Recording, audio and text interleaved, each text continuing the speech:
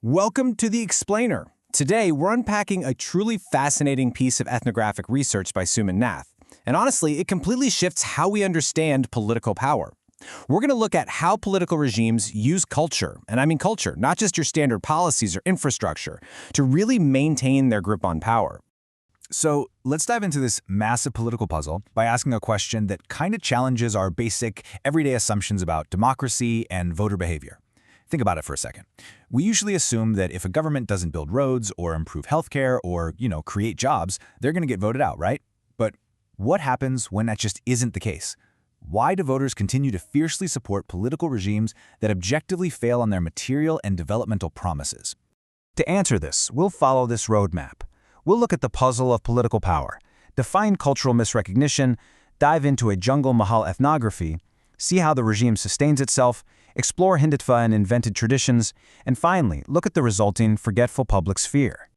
All right, Section 1, the puzzle of political power, voting beyond policies. Section 2, defining cultural misrecognition, identity over infrastructure. Let's really unpack this term, cultural misrecognition. In Suman Nath's analysis, this is a specific political strategy that heavily sponsors cultural expressions to secure consensus. Basically, it's the substitution of real material interests with heavily sponsored cultural spectacles. When a population is just completely immersed in state-sponsored celebrations of their own identity, the lack of actual public service delivery sort of takes a back seat. They literally misrecognize that cultural validation as genuine political representation. And this dynamic perfectly explains the shifts Suman Nath observed during the political transition in West Bengal.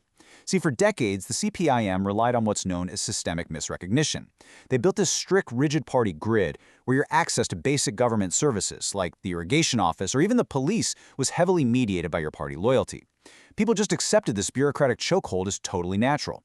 But then, when the TMC took power, they needed a quick alternative to secure support, especially among tribal populations. So, what did they do?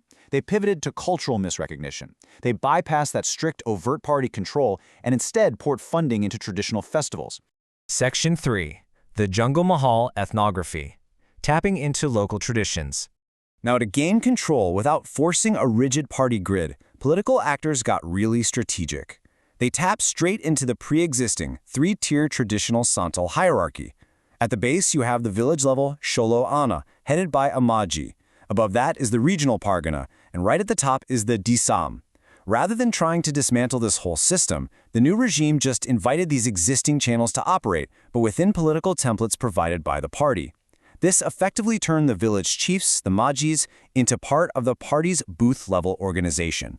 And the way they pulled this off is absolutely fascinating. By heavily sponsoring local tribal festivals, the ruling party successfully positioned itself as the primary protector of village traditions. The Sendra hunting festival, Makar Sankranti, these were suddenly upgraded with downright extravagant funding. We are talking floodlights, microphones blasting Santali and Bhojpuri songs, and the introduction of unlimited chicken and country beer. I mean, these were luxuries the local tribal people previously couldn't afford for these events. It got so big that different political bloc committees even started competing for best organizing awards.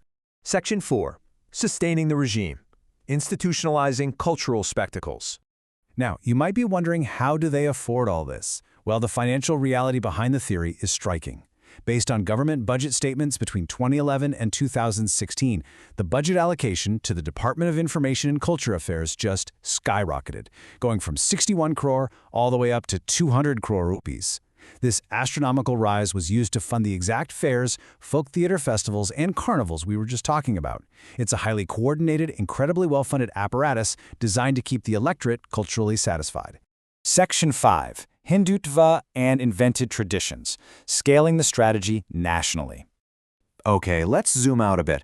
This cultural misrecognition actually leaves a physical footprint in everyday geography. As the ethnographic data shows, there's been a sudden upsurge in new, culturally hypersensitive geography across Bengal.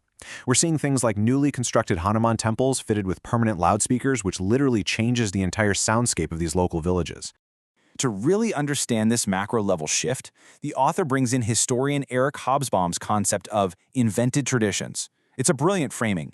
Basically, political movements construct unity and define an us versus a them by inventing traditions and then imposing them on the public through sheer, relentless repetition.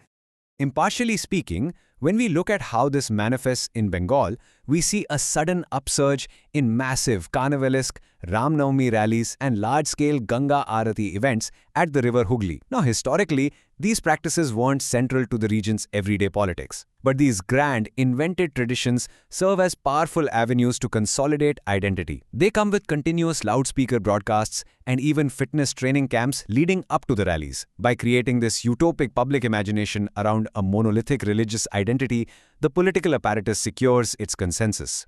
Finally, Section 6, a forgetful public sphere, the ultimate effect of misrecognition. So, what is the ultimate consequence of all this? According to the research, it happens in stages. Stage 1 begins by repeatedly utilizing a narrative of a glorious past. This narrative is pushed so constantly, so relentlessly, that it actually begins to appear achievable to the masses, anchoring their hopes not in future policies, but in restoring a specific cultural history. Then we move to Stage 2. Here, fairs, festivals, and religious rallies are transformed into pure spectacle. These spectacles kind of act like an anesthetic. They create what Nath calls a forgetful public sphere. The sheer noise, the color, the community feeling generated by unlimited festival funding completely overshadows real-world material interests. Things like infrastructure or public health just fade into the background. And finally, Stage 3. This forgetful public sphere gets locked into place. Using language, specifically newly invented terms on social media, words like urban naxal, anti-national, or locally in Bengal, seku, to mock secularists, and maku for Marxists, become incredibly popularized. These labels are portable little tools used to ridicule the opposition and instantly brand anyone questioning the regime as an other. It's highly effective because it keeps actual policy issues, the things that should actually drive democracy, at a very safe distance from public debate. So, as we wrap up this explainer, I want to ask you to reflect on your own environment for a moment. Whether it's the funding of local tribal festivals or grand national religious rallies, the core mechanism is exactly the same. Culture is being used to make us forget about policy.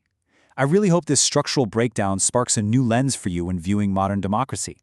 So ask yourself, how are cultural spectacles shaping your own political reality? And what real-world policies might they be making you forget? Thanks for joining me on The Explainer today, and keep questioning the spectacle.